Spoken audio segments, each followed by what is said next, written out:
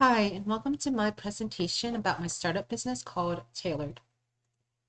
The purpose of Tailored is to dedicate resources towards providing consumers an easy way to support local artisans and seamstresses through a style box.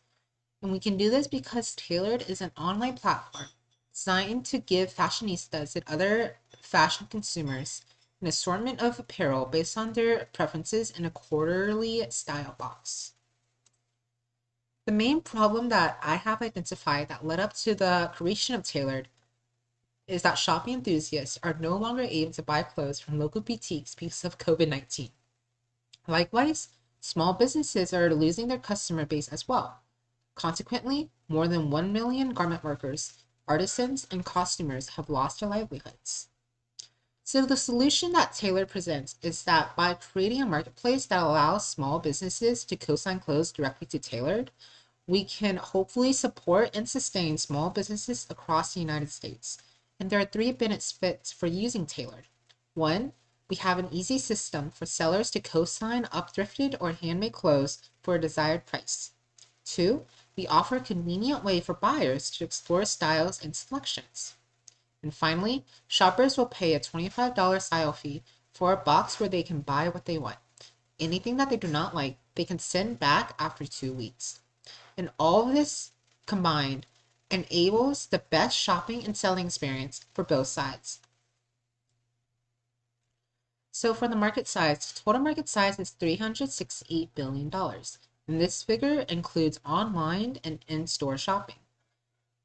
For the serviceable market size, it is 80.96 billion. And this figure is primarily e-commerce.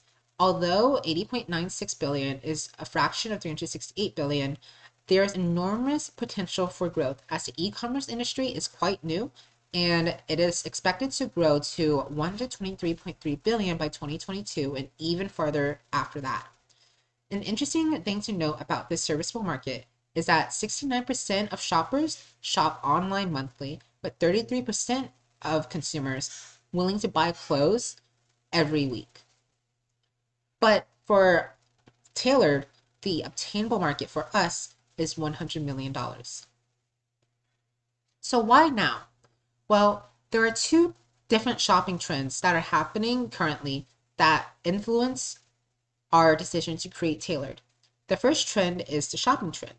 Because of coronavirus, there has been a massive shift to e-commerce shopping. Additionally, consumers are currently being drawn towards the subscription box model. In a USA Today poll, 25% of consumers responded that they currently are subscribed to a box. Further, 32% responded that they are likely to subscribe to a box within the next 6 months. The second trend is ethical shopping. Because even in the pandemic, 75% of consumers plan to support local businesses like artisan garment workers and seamstresses. Additionally, from Red Egg Marketing, 83% of shoppers responded that they would like to support small businesses if it was convenient for them, which Tailored does provide. And finally, there is a growing interest in up-thrifted clothing as 9 out of 10 Generation Z consumers believe buying used clothes plays an important part in saving the environment. And all of this combined makes up our inflection point and our competitive advantages, which are one, we have a social mission of supporting small businesses. Two, we provided a convenient no contact delivery method with both the buying and selling processes. And finally, we have a personalized way of shopping. So who are our customers? Well, our first type of customers are the fashionistas, who are more likely to buy clothes on a weekly basis. And the clothing they buy are typically unique and custom made.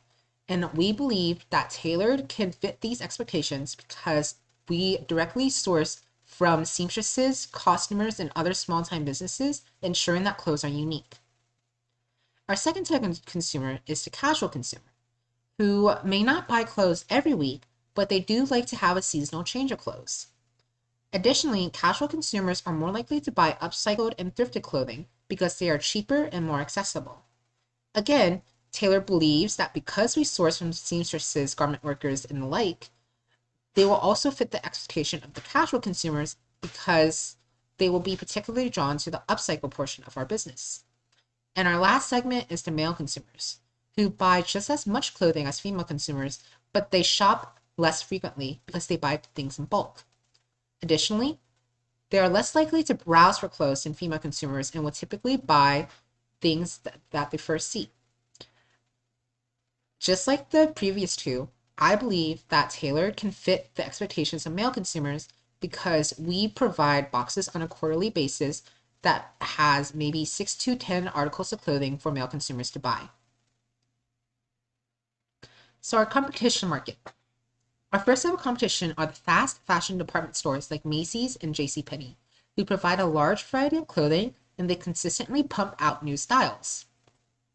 Our second type of fashion competition are the fast fashion retailers like H&M and Zara, who have less variety of clothing than the department stores, but they have a strong online presence. Additionally, just like before, because they are affiliated with fast fashion, they can constantly keep up with trends. Our third type of competitions are the ethical clothing stores, like Patagonia and Aline Fisher. They do have some online presence, but they are mostly known for their brick and mortar stores.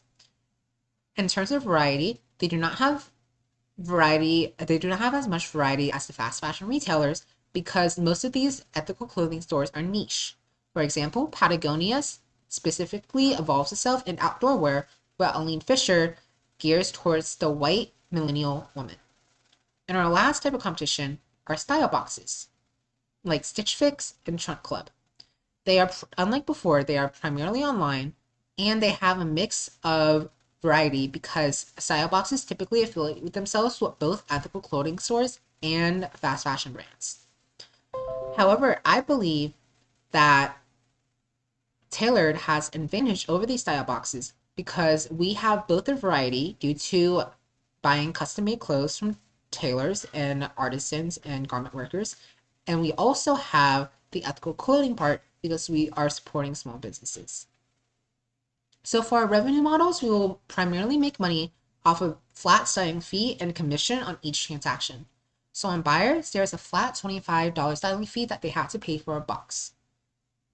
And then for the sellers, we take 18% commission on every sale. So, but our marketing and selling strategies for our supply, it is the shoppers. And to target these shoppers, we will have targeted social media ads on Facebook, Instagram, and Snapchat. Additionally, we will partner with micro-influencers for a publicized review on YouTube. And finally, we have an email subscription service to convince shoppers who may be on the fence to try and get them to buy our product. To meet demand, we are going to reach out personally to garment workers and small boutiques through email or phone to establish a personal connection so they are more willing to sell to us. Additionally, we will have a targeted advertisement campaign offering to co-sign handmade or upthrifted clothes for a lower commission rate than usual. This is because on sites like The RealReal, who also participate in e-commerce retail, the commission rate on co-sign is typically 20 to 65% depending on the type of clothes that is commissioned. However, with Tailored, we are dedicating ourselves to offering small businesses a flat 18% commission because it is our mission to help small businesses thrive. So who are we? Well, I'm Joshua Wu, and I'm the founder of Tailored. And I'm also a fashion enthusiast with an eye for design, and I'm currently a student at Baylor University. My partner will be Claire Vogel, who will be the chief curator because as an aspiring model, she is an avid shopper with great understanding of the industry and what it produces. And finally, we have a roadmap. So in the beginning, we are aiming for 10,000 subscribers, which is but a fraction of the average subscriber count of subscription boxes, which is 1 million. And with this 10,000 subscribers, we hope to reach 1 million in sales. And with 1 million in sales, with the 18% commission plus the flat rate, we will hopefully have a revenue of $322,000. In our growth period, we hope to blossom to 500,000 subscribers, which is still less than the average number of subscribers for subscription boxes. With these subscribers, we hope to reach 20 million in sales, which will translate to $16.1 million in revenue. And finally, during our peak growth, we will more than double the average number of subscribers for subscription boxes. However, at 2.5 million subscribers, that is still less than the amount of subscribers for Stitch Fix, which is the most popular style box right now. With the 2.5 million subscribers, this will translate to roughly 100 million in sales. And with the 80% commission rate and the $25 styling fee, we will have a revenue of 8.5 million. After peak growth, we will look to exit this market with an exit strategy. Our first strategy is to get an existing fashion retailer who do not have a subscription box model, like Macy's or Target, to buy us. Our second exit strategy is to hopefully seek out a company looking to get into the fashion industry who may not be in the fashion industry right now, like Amazon or eBay.